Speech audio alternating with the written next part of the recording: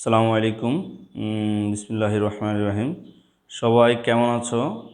আশা করতেছি আল্লাহর রহমতে সবাই ভালো আছো। আমি তোমাদের এখন হিসাব বিজ্ঞান বিষয়টা নিয়ে আলোচনা করব। তোমাদের লাস্ট যে অধ্যায় মানে যে আলোচনাটা ছিল গতকালকে, শেষ আলোচনা হয়েছিল তোমাদের শেষ আলোচনা হয়েছিল 28 পৃষ্ঠার ব্যয় দিয়ে শেষ হয়েছিল। আলোচ্য বিষয় ছিল গতকালকে ডেবিট ক্রেডিট নির্ণয়ের নিয়মাবলী। যেটা 27 পৃষ্ঠায় তোমাদের 27 পৃষ্ঠায় ছিল। ডেবিট ক্রেডিট নির্ণয়ের ডেবিট আর ক্রেডিট নির্ণয়ের নিয়ম।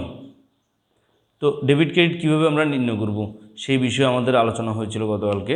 তো যাক, অনেকে হয়তো মিস করছিলা, সেই জন্য আমি আজকে তোমাদেরকে ওই বিষয়টা আরেকবার একটু রিপিট করে দিব। সেটা হচ্ছে যে কি, ডেবিট ক্রেডিট নির্ণয়ের নিয়মাবলী পূর্বেই বলা হয়েছে দুই তরফা দাখিলা পদ্ধতিতে হিসাব রাখলে হিসাবের মোট ডেবিট ও ক্রেডিটের টাকার অঙ্ক সমান হয় এবং এই ধারণাই হিসাব সমীকরণের ভিত্তি। হিসাব সমীকরণের মূল উপাদানগুলো হলো সম্পদ, দায় এবং মালিকানা সত্ত্ব। তাহলে এখানে দেখো, ডেবিট ক্রেডিট মানে নির্ণয়ের জন্য আমাদেরকে দোনো পক্ষ সমান রাখতে হবে। আবার এই ধারণাটি আমরা কোত্থেকে পাই? একটা সমীকরণ থেকে। তো সমীকরণ মানেই হচ্ছে উভয়পক্ষ সমান হতে হবে, উভয়পক্ষ দোনোটা সমান হইতে হবে। হ্যাঁ, তো সমীকরণের ধারণা থেকে এই বিষয়টা আসলো। তো সমীকরণের মূল উপাদানগুলো হচ্ছে মূলত তিনটা। একটা হচ্ছে সম্পদ, একটা হচ্ছে দায়, একটা হচ্ছে মালিকানা সত্ত্ব। আসলে মূলত দায় এবং মালিকানা সত্ত্ব আমরা এক পাশে লিখি, সম্পদ সমান সমান দায় যোগ মালিকানা সত্ত্ব। তো এই বিষয়টা আমাদের একটা সমীকরণের মাধ্যমে দেখতে, তাহলে এই পাশটা আর এই পাশটা দুটোটা সমান হইতে হবে।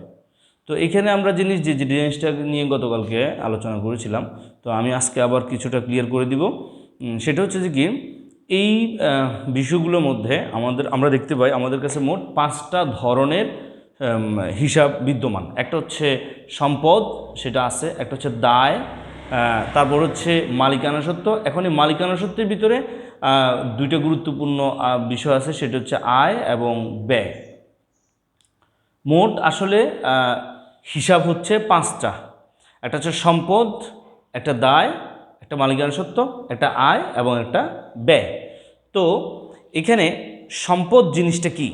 সম্পদটা হচ্ছে একটা প্রতিষ্ঠানের তার কাছে থাকা যেগুলো, মানে তার ভিত্তির মতো বলা যায় আর কি, যেগুলো দিয়ে সে তার ব্যবসা পরিচালনা করে, পাশাপাশি মানে তার সামগ্রিক বিষয়গুলো যেটার উপরে নির্ভর করে, সেটা হচ্ছে সম্পদ। তার যতটুকু সম্পদ আছে, তার মানে তার ব্যবসাটা ততটা স্টেবল, ততটা গ্রহণযোগ্য। এখন লেনদেনের ফলে সম্পদ বাড়তেও পারে, কমতেও পারে। লেনদেনের ফলে সম্পদ বাড়তেও পারে, কমতেও পারে। সম্পদ যদি বৃদ্ধি পায়, আমি এখানে তোমাদের সবগুলো হিসাবকে আমি একবার লিখে ফেলি। লিখে আমি তোমাদেরকে সেটা বোঝানোর চেষ্টা করতেছি। এটা হচ্ছে সম্পদ, মনে করো এই সম্পদ। আমরা সংক্ষেপে বুঝে যাব যে সম্পদ বাড়লে কি হবে, কমলে কি হবে।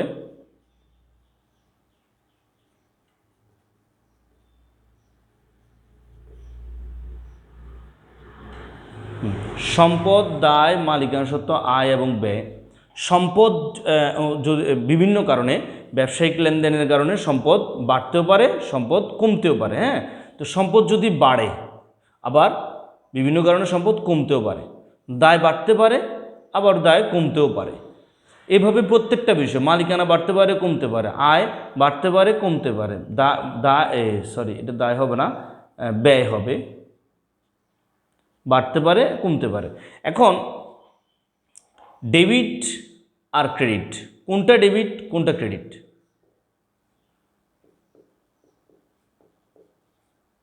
দেখো, সম্পদ যদি বৃদ্ধি পায়, তার মানে প্রতিষ্ঠানের জন্য এটা লাভজনক, প্রতিষ্ঠানের জন্য এটা লাভজনক। তাহলে সম্পত্তি বৃদ্ধি পাওয়া মানে ডেবিট হওয়া,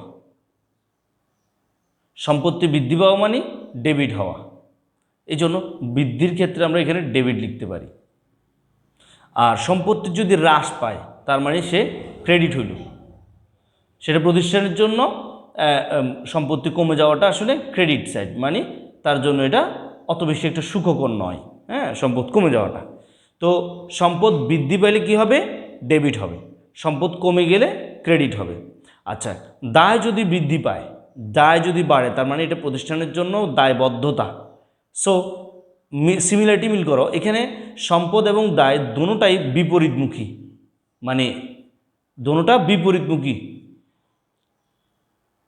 এটা যদি হয় বৃদ্ধি পায় তাহলে এটা প্রতিষ্ঠানের জন্য ভালো, আর এটা যদি বৃদ্ধি পায় এটা প্রতিষ্ঠানের জন্য অতটা ভালো নয়। কারণ দায় বৃদ্ধি পাওয়া মানে কি? প্রতিষ্ঠানের একটা বোঝা বৃদ্ধি পাওয়া, দায়বদ্ধতা, হ্যাঁ, তাকে সেটার মানে এগেনিস্টে তাকে অবস্থান নিতেই হবে। তাহলে কী হলো? দায় যদি বৃদ্ধি পায় তাহলে ক্রেডিট হলো, সম্পত্তি যদি কমে যায় তখন ক্রেডিট, দায় যদি বৃদ্ধি পায় তখন ক্রেডিট। বুঝো, সম্পত্তি যদি কমে যায়, সম্পত্তি কমে যাওয়া প্রতিষ্ঠানের জন্য নেগেটিভ সাইড, সেই জন্য এটা ক্রেডিট। দায় বৃদ্ধি পাওয়া এটা প্রতিষ্ঠানের জন্য নেগেটিভ সাইড, বৃদ্ধি পাওয়াটা। আবার দায় যদি কমে যায় তাহলে প্রতিষ্ঠানের জন্য ভালো, তার মানে সেটা ডেবিট। তোমরা বুঝতেছো কি না দেখো, আমাকে তোমরা এর মধ্যে প্রশ্ন করতে পারো, স্যার কোন কোন বিষয়টা প্রবলেম আছে তোমরা আমাকে জানাবা। তো এখানে দেখো বিষয়টা একদম পরিষ্কার, সম্পত্তি বাড়া মানে কি? প্রতিষ্ঠানের ভালো হওয়া, সো এটা ডেবিট। দায় কমে যাওয়া মানে কি? প্রতিষ্ঠানের জন্য ভালো, সে দায়মুক্ত হলো, সো কমে যাওয়াটা ডেবিট। তাইলে আমরা এখানে এভাবে লিখতে পারি, দায় বৃদ্ধি পাওয়া প্রতিষ্ঠানের জন্য এটা খারাপের মতো, মানে বোঝা, ক্রেডিট। সম্পত্তি কমে যাওয়া মানে সেটাও বোঝা, কমে যাওয়া মানে তার স্টেবিলিটি, তার সক্ষমতা কমে যাওয়া, সেক্ষেত্রে সেটাও ক্রেডিট। হ্যাঁ, ওকে। এবার আসেন মালিকানা সত্ত্ব। মালিকানা সত্ত্ব এবং দায় বোথ আর সিমিলার। এখানে যদি মালিকানা সত্ত্ব বৃদ্ধি পায়, মালিকানা সত্ত্ব বৃদ্ধি পাওয়ারটা হলে কি হবে? দেখেন এখানে আপনাদের রিডিংয়ে সব লেখা আছে। এখানে মালিকানা সত্ত্ব, এটা আপনাদের পৃষ্ঠা নাম্বার হচ্ছে 27 পৃষ্ঠা, 27 পৃষ্ঠায় আপনাদের এগুলো রিডিং লেখা আছে। ব্যবসায় মালিকানা সত্ত্ব বৃদ্ধি পায়, আবার মানে উত্তোলনের কারণে সেটা হ্রাসও পায়। মালিকানা সত্ত্ব প্রতিষ্ঠানের জন্য এক ধরনের দায়, কারণ হিসাব বিজ্ঞানের নীতি অনুযায়ী মালিকানা ব্যবসা প্রতিষ্ঠান আলাদা সত্তা। ফলে দায়ের মতোই মালিকানা সত্ত্ব বৃদ্ধি পাওয়া মানে ক্রেডিট, আর মালিকানা সত্ত্ব কমে যাওয়া মানে ডেবিট। কমে যাওয়া মানে ডেবিট, আর বেড়ে যাওয়া মানে ক্রেডিট। মালিকানা সত্ত্ব বেড়ে যাওয়াটা প্রতিষ্ঠানের জন্য সুখকর নয়, কারণ টাকাটা তো ফেরত দিতেই হবে। হ্যাঁ, তো এবার আসেন আয়ের ক্ষেত্রে, রেভিনিউ। আয় করলে কি হয়? ব্যবসায়ের মূল উদ্দেশ্য হচ্ছে মুনাফা অর্জন করা। প্রকৃতপক্ষে মুনাফা হচ্ছে আয় বা রেভিনিউর একটা অংশ, যা ব্যয়ের অপেক্ষা অধিক, মানে যা প্রতিষ্ঠানের জন্য ব্যয় করছে বা একটা মাল কেনার জন্য যে টাকাটা ব্যয় করছে তার চেয়ে বেশি সে বিক্রি করছে, তার এর চেয়ে বেশি আয় হয়েছে। হ্যাঁ, সেটাই হচ্ছে মানে বেশি টাকা বিক্রি করছে, এতে করে তার মুনাফা হয়েছে এবং আয় হয়েছে। আচ্ছা, এই ক্ষেত্রে আয় বৃদ্ধি পাওয়া মানে মালিকানা সত্ত্ব বৃদ্ধি পাওয়া। আয় বৃদ্ধি পাওয়া এবং মালিকানা সত্ত্ব বৃদ্ধি পাওয়া একই কথা, কারণ আয় বৃদ্ধি পেলে টাকাটা পাবে কি? মালিক। তো এই জন্য আয় বৃদ্ধি পাওয়া মানে হচ্ছে ক্রেডিট। কারণ কি? আয়টা মালিকানারই একটা অংশ, মালিকানা সত্ত্বের বৃদ্ধি ঘটায়। আয়ের কারণে আপনারা যখন সমীকরণ করছেন, সমীকরণ ভিতরে প্রভাব দিচ্ছেন, তখন আয়কে কী করছেন? মালিকানা সত্ত্বে যোগ করছিলেন না? খেয়াল আছেন তো? মালিকানা সত্ত্ব যখন আয়ের সাথে যোগ করছেন, তার মানে তারা একই ধরনের কাজ করতেছে। তার মানে ডান পাশের দায়, মালিকানা সত্ত্ব, আয় তিনোটাই যোগ হয়েছে। সো তিনোটার ক্ষেত্রে একই নিয়ম হবে, যোগ হলে সে ক্রেডিট, মালিকানা সত্ত্ব যোগ হলে ক্রেডিট, আয় যোগ হলে এটা ক্রেডিট। আয় বৃদ্ধি পেলে ক্রেডিট, তাহলে আমরা এখান থেকে ক্রেডিট লিখতে পারি। আর আয় যদি কমে যায় এটা হচ্ছে প্রতিষ্ঠানের জন্য ডেবিট। আয় যদি কমে যায় মানে বিপরীত, সেজন্য আয় যদি হ্রাস পায় সেটা প্রতিষ্ঠানের জন্য ক্রেডিট। ওকে, এবার আসেন ব্যয়। ব্যয়টা কিন্তু আয়ের বিপরীত। দেখেন এখানে সম্পত্তির বিপরীত দায়, মালিকানা সত্ত্ব এবং আয়, এই তিনটা দায়, মালিকানা সত্ত্ব, আয়, এগুলো সবগুলোই সম্পদের বিপরীত এবং ব্যয়ের বিপরীত এন্ট্রি ডেবিট এবং ক্রেডিটের ক্ষেত্রে। ব্যয় কিন্তু আবার সম্পদের সাথে মিল আছে। ব্যয় বৃদ্ধি পাওয়া মানে ডেবিট হওয়া, ব্যয় বৃদ্ধি পাওয়া মানে ডেবিট হওয়া। ব্যয় বৃদ্ধি পেলে কী হয়? মালিকানা সত্ত্ব হ্রাস পায়। তো মালিকানা সত্ত্ব হ্রাস পেলে কী হয়? ডেবিট হয় না? তো এই জন্য ব্যয় যদি বৃদ্ধি পায়, হ্রাস পায়, তাহলে ডেবিট। ব্যয় যদি হ্রাস পায়,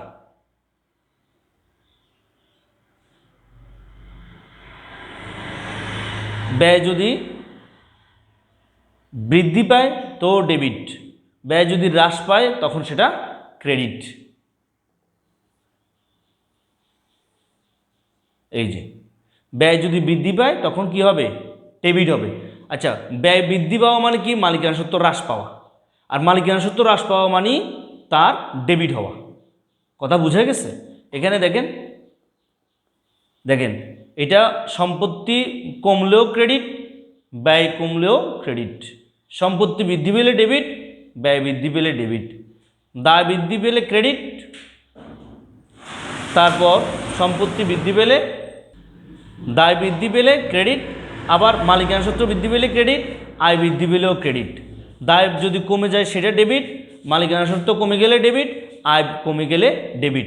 তাইলে দেখেন এখানে সম্পদের সাথে ব্যয়ের সাথে ডেবিট ক্রেডিট নির্ণয়ের ক্ষেত্রে দোনোটা সমান কাজ, যেটা দোনোটাই বাড়লে ডেবিট, কমলে ক্রেডিট। আবার দায়ের, মালিকানা সত্ত্ব এবং আয়ের ক্ষেত্রে ডেবিট ক্রেডিট নির্ণয়ের ক্ষেত্রে তিনোটা একই রকম।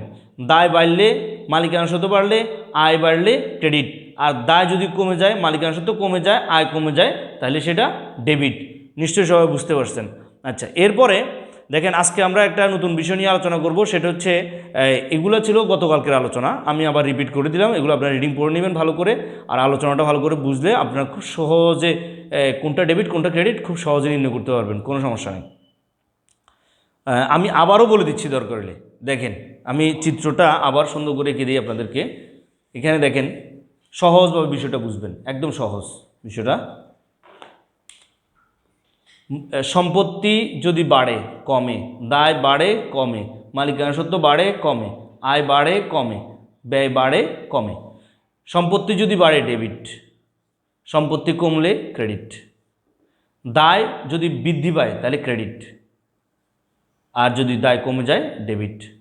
মালিকানা সত্ত্ব যদি বৃদ্ধি পায় ক্রেডিট, মালিকানা সত্ত্ব যদি হ্রাস পায় তাহলে ডেবিট। আয় যদি বৃদ্ধি পায় তাহলে ক্রেডিট। আয় বৃদ্ধি পেলে ক্রেডিট কেন?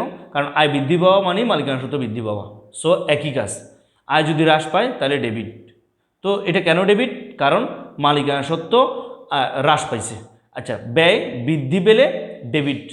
ব্যয় বৃদ্ধি পেলে ডেবিট কেন? কারণ ব্যয় বৃদ্ধি পাওয়া মানে মালিকানা হ্রাস পাওয়া, মালিকানা হ্রাস পেলে ডেবিট হয়, ব্যয় বৃদ্ধি পেলে ডেবিট হবে। আচ্ছা, ব্যয় যদি কমে যায় তাহলে হবে ক্রেডিট।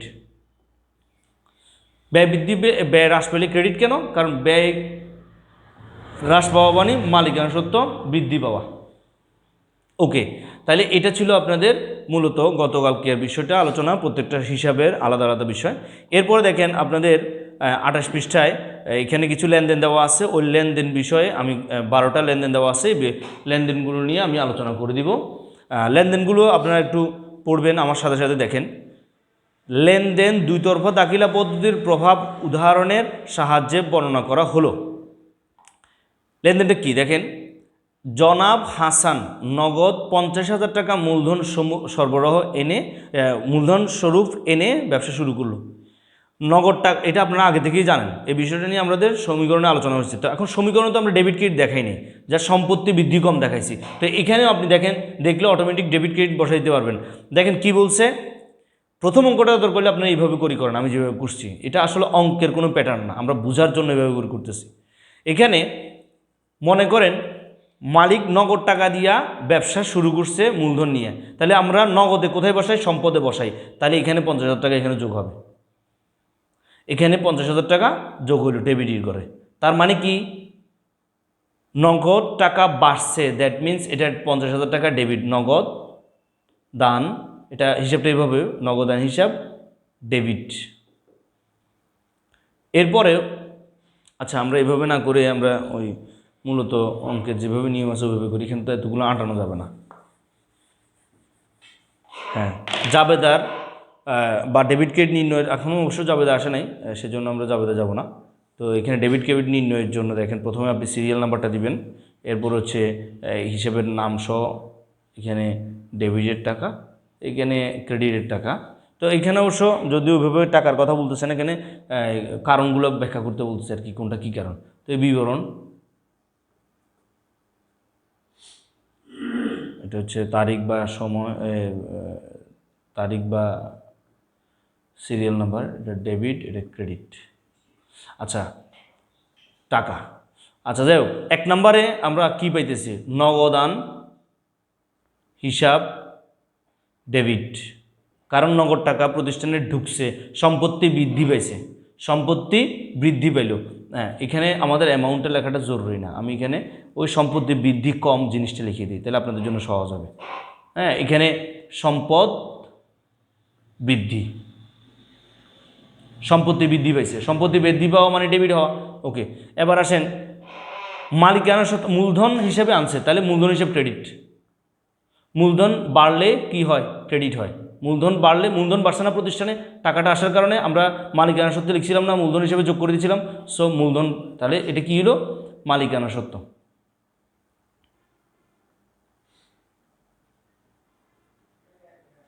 মালিকানা সত্ত্ব বৃদ্ধি পেল, মালিকানা সত্ত্ব বৃদ্ধি পেল।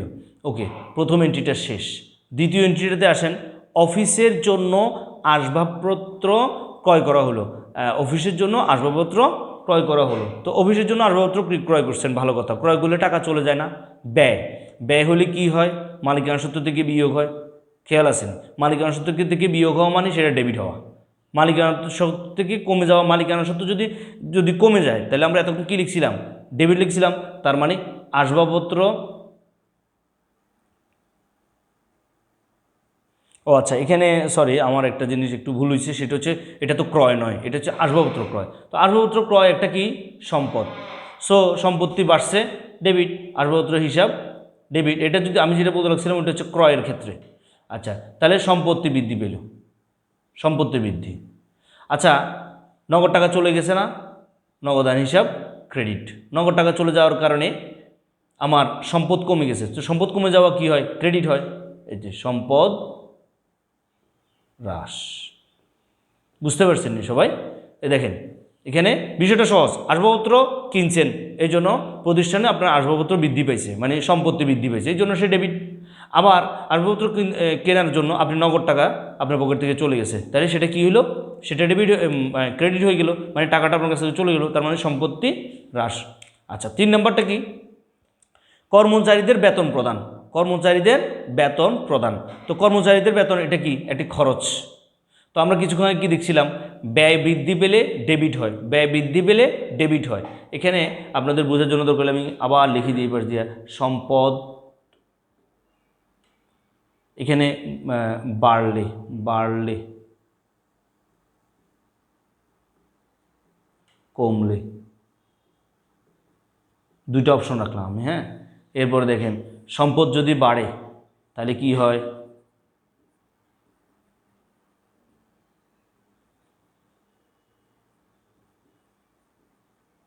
সম্পদ যদি বাড়ে তাহলে কি হয়? ডেবিট হয়। সম্পদ যদি কমে ক্রেডিট হয়। এবার আসেন মালিকানা সত্ত্ব।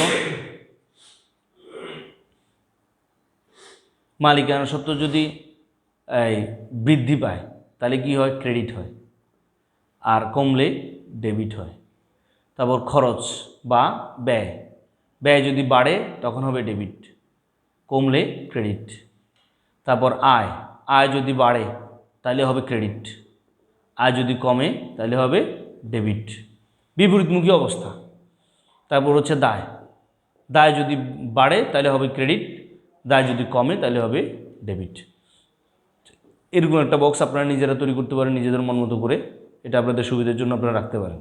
ওকে, এরপর হচ্ছে কি? তৃতীয়, ব্যয় বৃদ্ধি পাইছে, বেতন, বেতন তাহলে বেতন হিসাব, বেতন হিসাব, বেতন বৃদ্ধি পাওয়ার ফলে এটা ডেবিট হয়ে গেছে, তাহলে আমরা এখান থেকে কী লিখতে পারি? ব্যয় বৃদ্ধি।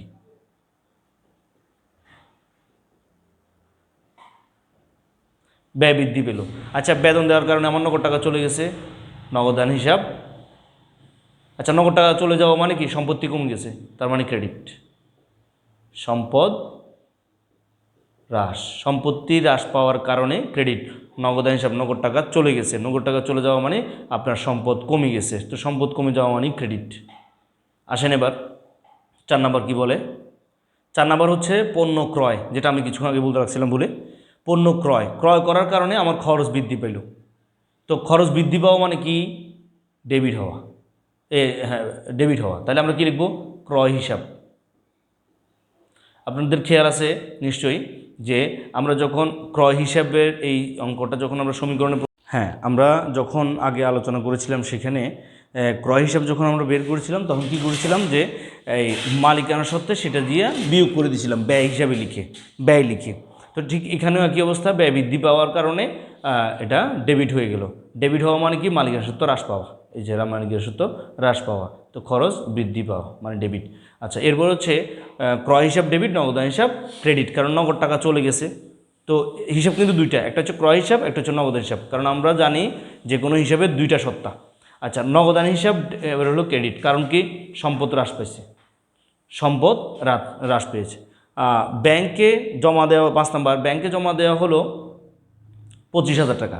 তো ব্যাংকে আপনি টাকা জমা দিচ্ছেন, ব্যাংকে টাকা জমা দেওয়ার কারণে ব্যাংকে একটা হিসাব খোলা হয়েছে, যেটা আপনার সম্পদ হিসাবে ওই টাকাটা জমা আছে, তার মানে সম্পত্তি বৃদ্ধি। তো সম্পত্তি বৃদ্ধি পেলে কি হয়? ডেবিট হয়।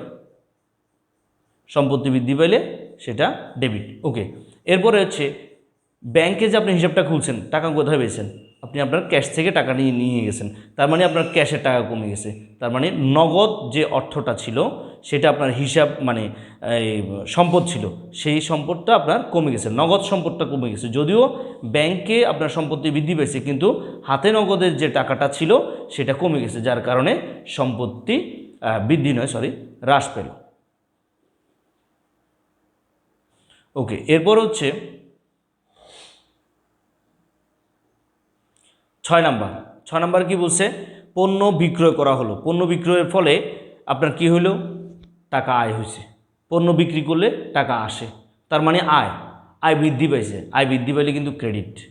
আচ্ছা, টাকাটা আপনি নগদ পাইছেন, এখানে যেহেতু কোনো কিছু উল্লেখ নাই, আবার প্রতিষ্ঠানের নামও লেখা নাই, সেক্ষেত্রে এটা নগদ হিসাবে ধরতে হবে। তাহলে নগদ টাকা আপনার বেড়ে গেল, নগদান হিসাব ডেবিট হয়ে যাবে, কারণ নগদ টাকা আসছে, সম্পত্তি বৃদ্ধি পেয়েছে, সম্পদ বৃদ্ধি পেল। তো সুতরাং সম্পত্তি বৃদ্ধি পাওয়া মানে ডেবিট হওয়া। আর বিক্রয় করার কারণে আপনার আয় হয়েছে, বিক্রয় হিসাব। একটা কথা খেয়াল রাখবেন সবসময়, এই হিসাবগুলো লেখার সময় কখনো আয় হিসাব, ব্যয় হিসাব, সম্পদ হিসাব, দায় হিসাব, মালিকানা সত্ত্ব হিসাব এগুলো কখনো আসবে না। এগুলো হচ্ছে মূলত হিসাবের নাম, তো ওইগুলার মধ্যেই এগুলা বিদ্যমান। তার মানে বিক্রয় হিসাবটা কি? আয়। বিক্রয় হিসাবটা হচ্ছে আয়, বিক্রয় করার কারণে আয় বৃদ্ধি পেয়েছে, আয় যখন বৃদ্ধি পায় তখন হয় ক্রেডিট। তাহলে আমরা এখানে লিখব আয় বৃদ্ধি। ওকে, এরপর হচ্ছে 7 নাম্বার। 7 নাম্বারে কি বলছে দেখেন, বিজ্ঞাপন বাবদ চেক প্রদান করা হয়েছে, বিজ্ঞাপন বাবদ চেক প্রদান করা হয়েছে। তো বিজ্ঞাপন যদি আপনি দিয়ে থাকেন তাহলে আপনার কি হইল? প্রতিষ্ঠানের ব্যয় হইল, ব্যয় বৃদ্ধি পাওয়া মানে ডেবিট, ব্যয় বৃদ্ধি পাওয়া মানে ডেবিট। তাহলে আমরা এখানে লিখব বিজ্ঞাপন, বিজ্ঞাপন হিসাব বা বিজ্ঞাপন খরচ হিসাব একই কথা, ডেবিট। আর এরপরে হচ্ছে বিজ্ঞাপনের টাকাটা আপনি নগদে দিচ্ছেন, চেকে দিচ্ছেন, তাহলে আপনার ব্যাংক থেকে টাকা চলে গেছে, তাহলে ব্যাংক হিসাব, ব্যাংকে যে হিসাবটা ছিল ওইখান থেকে টাকাটা চলে গেছে। তো টাকা চলে যাওয়া মানে কি? আপনার সম্পত্তি হ্রাস পাইছে। একটা হচ্ছে ব্যয় বৃদ্ধি পেল, যার কারণে ডেবিট হলো, আর একটা হচ্ছে সম্পত্তি হ্রাস পাইল,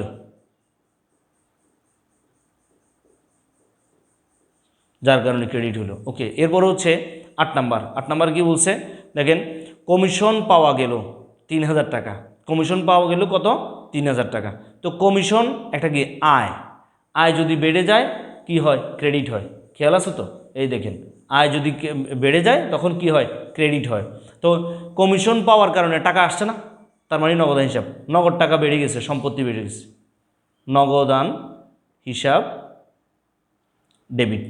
তার মানে নগদ টাকা বেড়ে গেছে, তার মানে সম্পদ বেড়ে গেছে, সম্পদ বৃদ্ধি। আর কি হলো? কমিশন, কমিশন হিসাব কমিশন কি? আয়, আয় বৃদ্ধি পেল, আয় বৃদ্ধি পেলে ক্রেডিট হয়। এই তাহলে আমরা 8 নম্বর পর্যন্ত করলাম। এরপরে হচ্ছে 9 নম্বর, ব্যাংকের নিকট হতে সুদ পাওয়া গেল। এটা আমি মুছে দিয়েও নতুন করে করতেছি, যেহেতু আমার এখানে জায়গা কম। তো তোমরা এগুলা উঠে নিছো নিশ্চয়ই, আশা করি।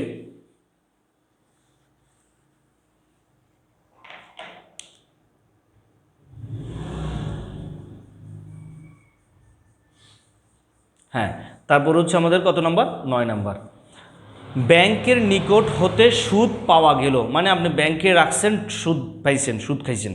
এরপর হচ্ছে ব্যাংকে টাকাটা আপনি রাখছেন, রাখার পরে সেখান থেকে আপনি কিছু সুদ পাইছেন, তাহলে এটা প্রতিষ্ঠানের জন্য আয় হয়েছে। তো সুদ পাওয়া মানে কি? আয় হওয়া, আয় বৃদ্ধি পেলে ক্রেডিট।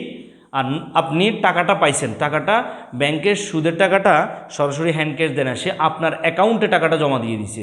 ব্যাংকের যে অ্যাকাউন্ট আছে আপনার, ব্যাংকে প্রতিষ্ঠানের নামে যে ব্যাংকের একটা হিসাব আছে, আপনাকে ব্যাংকের যে সুদটা দিছে ওটা সে ক্যাশ আপনার হাতে দেয় নাই।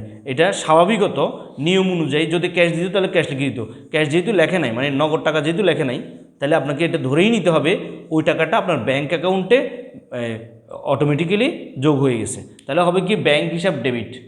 কারণ ব্যাংকে টাকাটা আপনার ব্যাংকের হিসাবে ছিল মনে করেন 10,000 টাকা, তো এখন এখানে সুদ দেওয়ার কারণে কত টাকা? 1200 টাকা, এই টাকাটা যোগ হয়ে যাবে। তাহলে সেটা কী হলো? সম্পত্তি বৃদ্ধি পেল, সম্পত্তি বৃদ্ধি। কারণ টাকাটা তো আপনি পাইছেন ব্যাংকের মাধ্যমে, তাহলে কি হলো? আপনার সম্পত্তি বৃদ্ধি পেল। ওকে, যেহেতু সুদ পাইছেন তাহলে সুদ আয়, সুদ হিসাব ক্রেডিট, আয় বৃদ্ধি পাইছে, আয় বৃদ্ধি, আয় বৃদ্ধি পেলে ক্রেডিট হয়। ওকে, এরপর আসেন 10 নম্বর। 10 নম্বর কী বলছে? ধারে পণ্য বিক্রয় করা হলো। আমরা বিক্রয়ের যে নিয়ম, এখানেও একই নিয়ম, তবে ধারে করার কারণে আমরা এখন আর নগদান লিখতে পারবো না। আচ্ছা যাই হোক, প্রথম কথা হচ্ছে যে বিক্রি করছি, বিক্রি করলে কি হয়? আয় বৃদ্ধি পায়, আয় বৃদ্ধি পেলে সেটা ক্রেডিট হয়। একটা জিনিস সবসময় খেয়াল রাখবেন, ক্রয় হিসাব সবসময় ডেবিট, বিক্রয় হিসাব সবসময় ক্রেডিট। যদি বিপরীত এন্ট্রি হয় তাহলে ক্রয় ফেরত হয়ে যাবে তখন ক্রেডিট, বিক্রয় ফেরত হয়ে যাবে ডেবিট।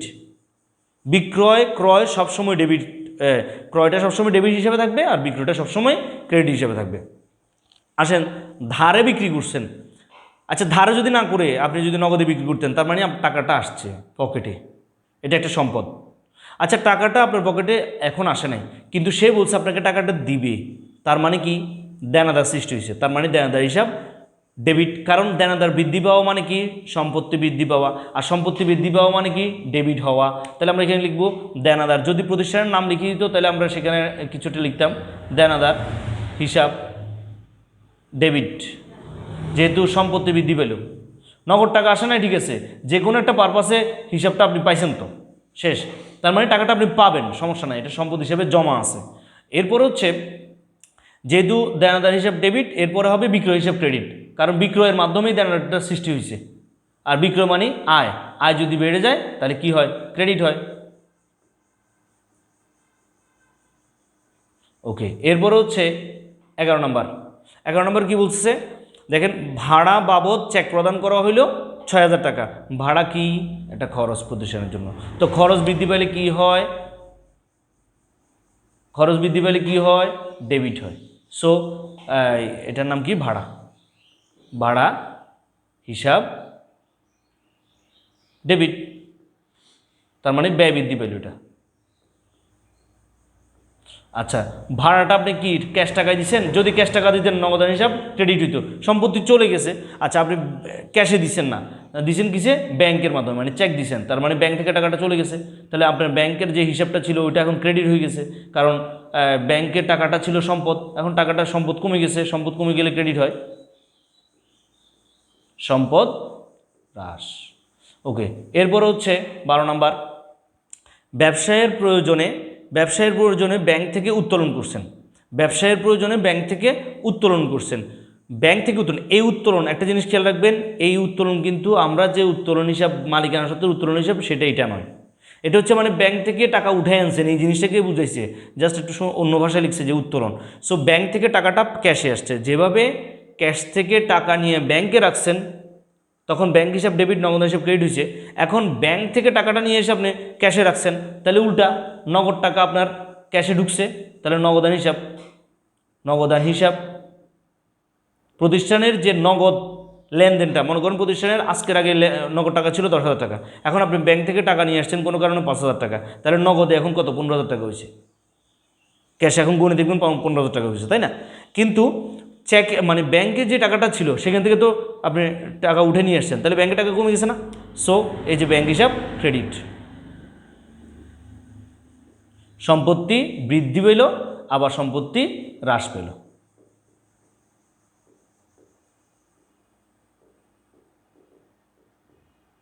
যাক, আলহামদুলিল্লাহ, আমাদের আজকে ভিডিওটা যদিও একটু লম্বা হয়ে গেছে, আমাদের এই হিসাব বিজ্ঞানের মোটামুটি এটা আসলে 2টা দিনের আলোচনা তো একসাথে, এই জন্য এই হিসাবগুলো আপনারা নিজেরা করবেন, নিজেরা তৈরি করবেন, নিজেরা করে আমাকে আপনারা সাবমিট করবেন ইমোতে।